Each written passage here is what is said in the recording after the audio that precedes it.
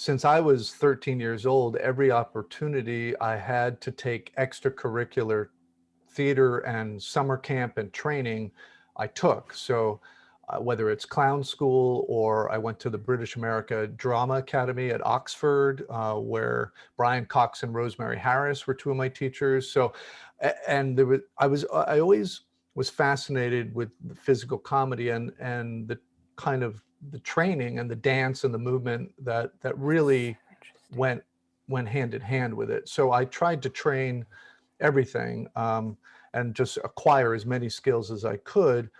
And stage combat, everything, Northwestern really provided a really strong foundation there, as well as these other supplemental opportunities. I feel I've been waiting 25 years to ask you if you had done something like clown school. Just as I say, even in intelligence, the way that you throw yourself across a desk, but it's a fall and it looks like an accident. I just find that kind of physical ability, it's not something some people ever learn, and you were trained in it years ago. Yeah, and I kind of developed my own process. So because it really is, for me, it's quite specific, quite choreographed. And because in order to do it over and over again, you want to not be hurt every time you do it. So you want to, but you have to sell it, as Nick knows, you have to sell it in a way, whether it's stage combat, the same thing. No one ever wants to actually get hurt. So it's just practice. Yeah. Yeah, I'm glad you mentioned they're not getting hurt, because I thought as one gets older as well, it really matters to do that well. What are you saying?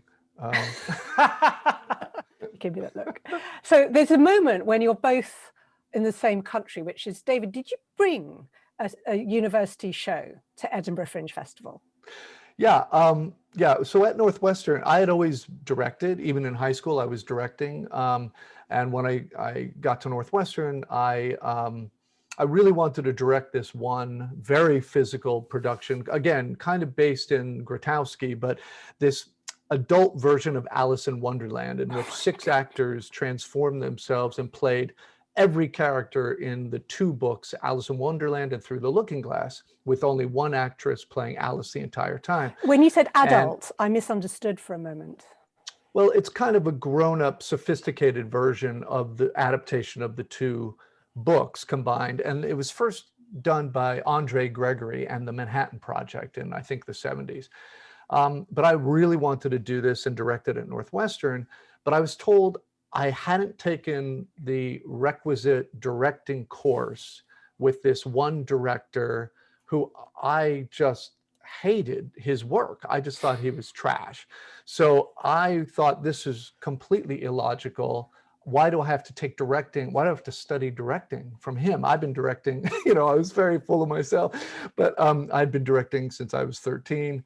I don't like his work. I don't see why I have to do this. So, but they refused to give me a space or support me directing this play. I said, fine, I'll use my bar mitzvah money, which I had saved. And I produced it. I found a theater off campus and I cast the show among, actors that I loved and respected.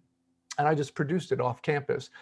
It became a really big hit and kind of like the hot thing to see, off campus. And it was successful on top of that. And I produced it as well as directed it, and I made money. And I was like, okay.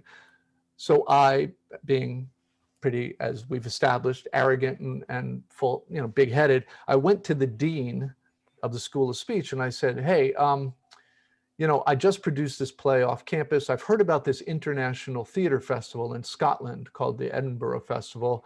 And I think you should send me and the cast to Edinburgh, to the festival, to represent Northwestern and the city of Chicago. Like that.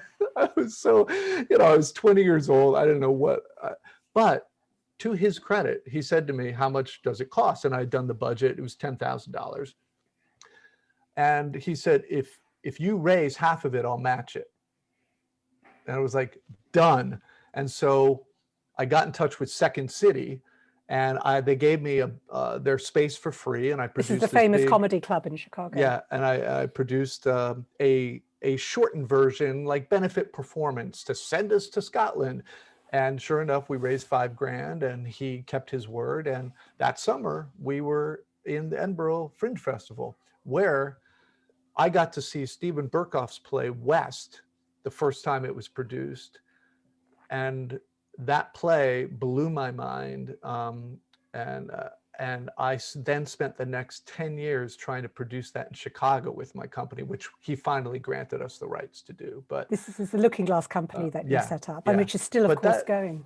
But that experience of producing, going, traveling to that festival, seeing all that theater from all over the world and all over, particularly all over the UK, the comedy, seeing everything, and producing it successfully, like, again, was one of those formative events that told me, oh, just keep doing what you're doing. So